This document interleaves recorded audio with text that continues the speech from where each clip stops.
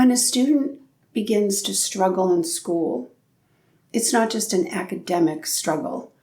The student is starting to question whether or not he's competent, whether or not he's smart, whether or not he's capable. And those questions then tend to erode at his self-esteem. He starts to lose confidence. So he feels like he can't keep up. He feels like he's not part of the group. And very often we see that translate into real bullying behavior from other students. Someone's being picked on or criticized or made fun of because of the challenges. And that's so hard to watch as a teacher, so hard, and so hard to experience as a child.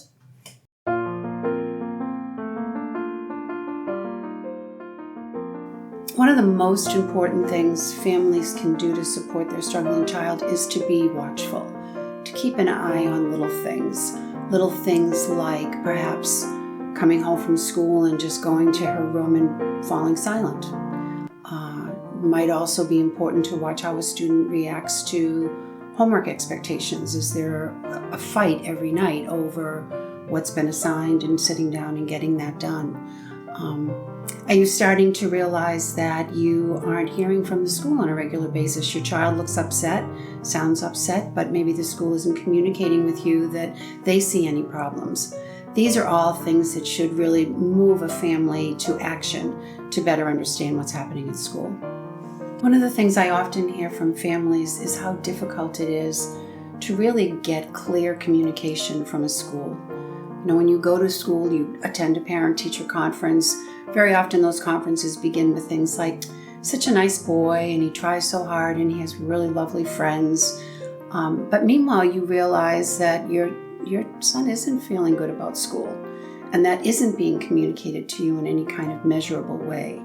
And sometimes that lack of communication can really delay the process of getting the appropriate help for your son or daughter. One of the most gratifying things we do is to be able to give parents that hope that yes, there are schools that really specialize in this kind of learner. There are teachers who are really expert at working with children who need this kind of support, and giving families that hope that there are solutions for their child to help make the school experience more positive. As educators, most of us are very grounded in developmental philosophies.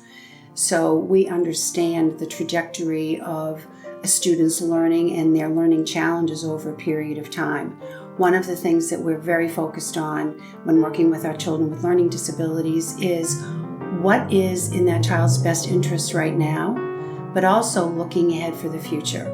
We always have the end goal in mind, whether that end goal is the right high school environment, the right college environment, but we're always trying to think of a long-term plan for that child's success. Part of my own experience as an educator that really influences the way I think about my students now is what I've seen over time in terms of that erosion of self-esteem that we talked about.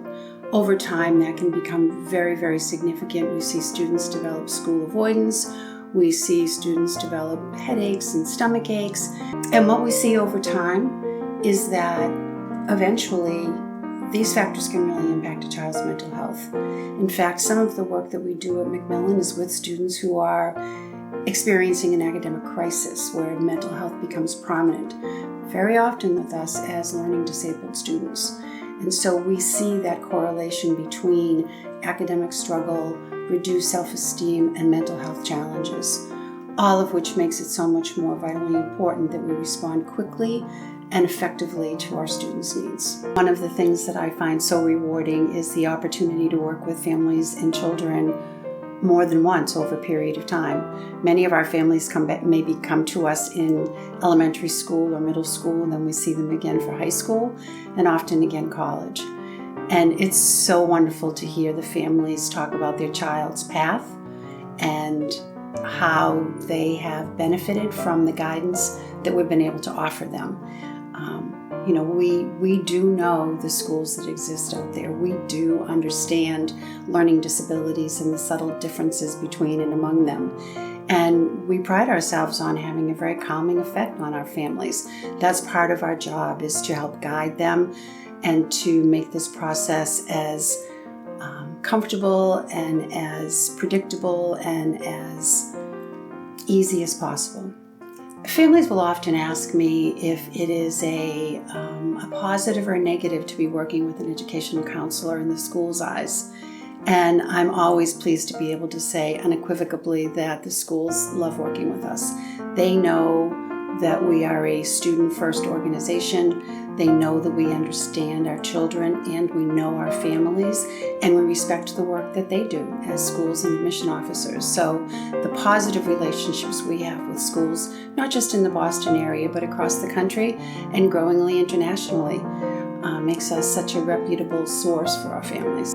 If any of this resonates with you, if any of this sounds like your son or daughter and you're feeling like you need some guidance, you need someone objectively to take a look at your students' testing and perhaps offer some suggestions for the type of education that would benefit him or her, please contact us. We'd love to work with you.